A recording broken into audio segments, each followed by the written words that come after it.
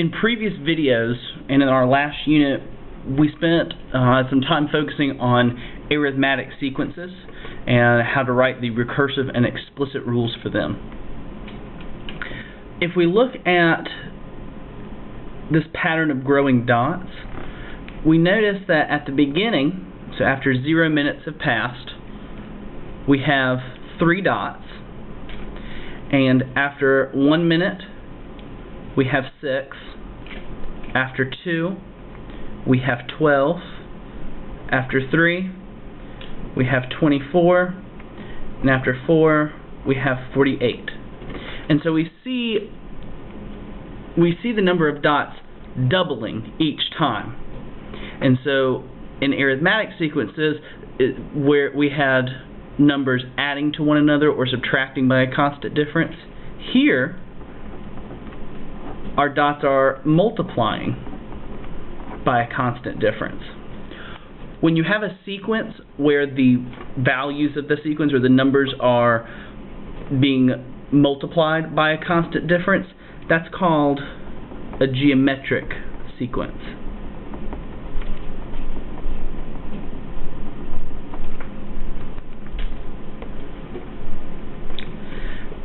And so we can write these geometric sequences the same way using the recursive and explicit rules that we did for arithmetic, with just a little twist. So the general form of a recursive formula for a geometric sequence is A sub n.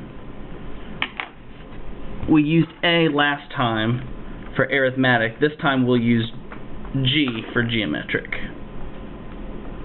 So G sub n, and remember n is just a subscript, is equal to C, which is my constant difference, times A, or G sub n minus 1.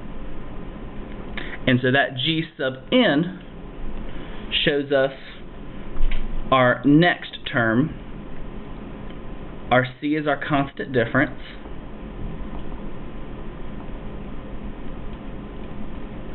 And our G sub n minus 1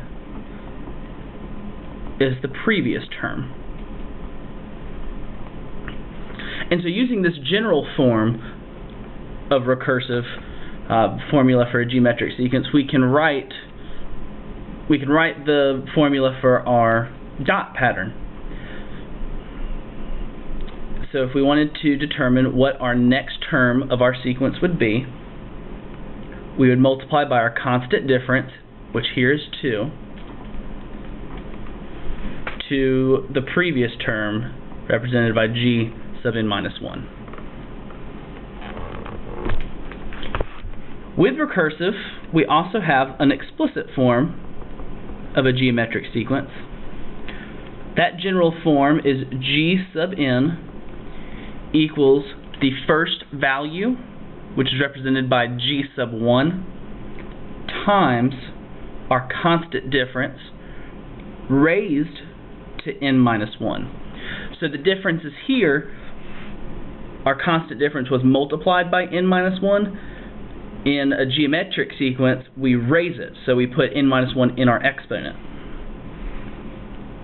So to write that formula for our dot pattern, we have the G sub n, representing our next term, is equal to our first value in our sequence, G sub 1, which here is 6, times our constant difference, which is 2, raised to n minus 1.